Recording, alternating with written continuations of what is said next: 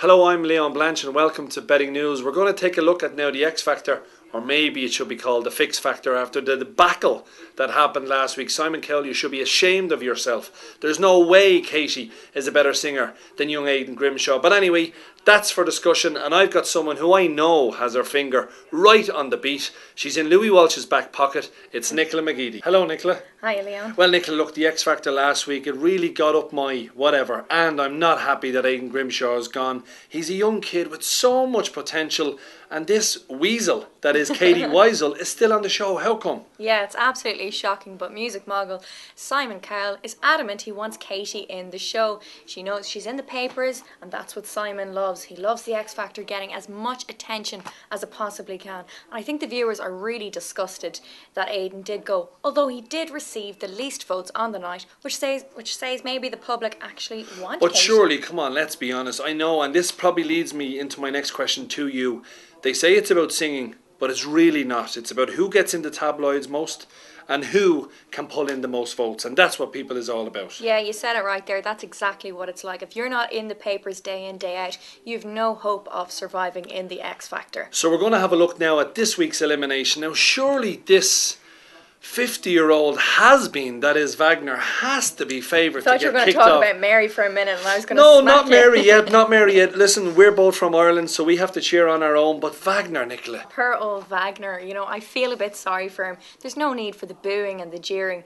I mean, people are voting for him to stay in the competition. It's not his fault. He's there and he's hardly going to walk out because he doesn't think he's good enough. He's there for the entertainment element. Although he doesn't really entertain me, it's just embarrassing and cringeworthy. No, it's getting a bit embarrassing because every single week he's with a young, hot woman. Now, there's no way in the world Wagner could ever pull a woman like he is on the X Factor week in, week out. We've seen the photos in the papers and he looked like a right stallion. He did look like a bit of an what is he, Brazilian or wherever he's from? He is some type of stallion anyway, Wagner. But let's have a look, Nicola. Tell our punters out there, who do you think will get the chop this week? Will it be one people or are they going to go for two persons? Who knows what they're going to do this weekend? Yeah, I think it's going to be one elimination again, and I feel that Katie is the person to back to go this week at 10 to 11.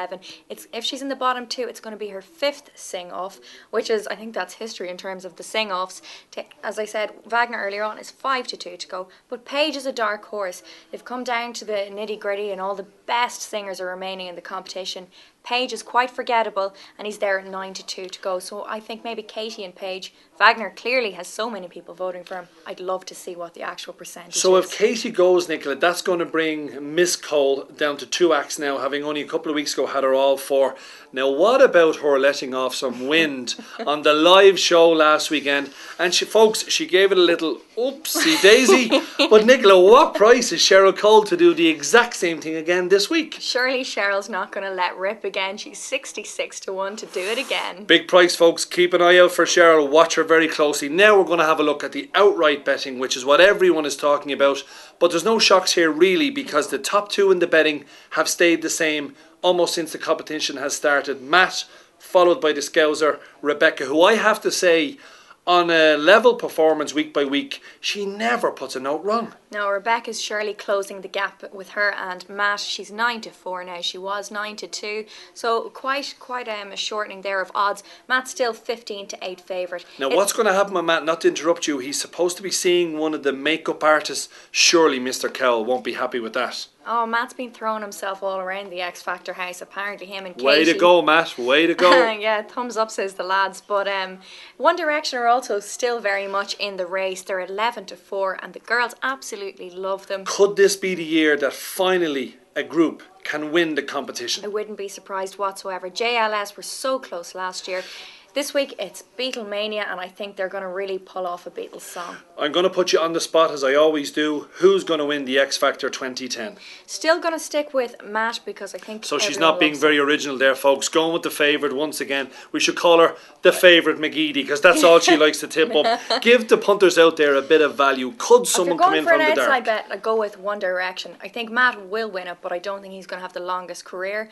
He's kind of like Shane Ward, kind of disappeared. I think Rebecca will have the long career ahead of her. But still, One Direction next JLS. And I think if you're looking for value, go for them at 11 to 4. So to finish it off, folks, she's going for One Direction as an outside bet. But the most important thing from my perspective is keep an eye on Cheryl Cole this Saturday night. We don't want any more mishaps. Over and out.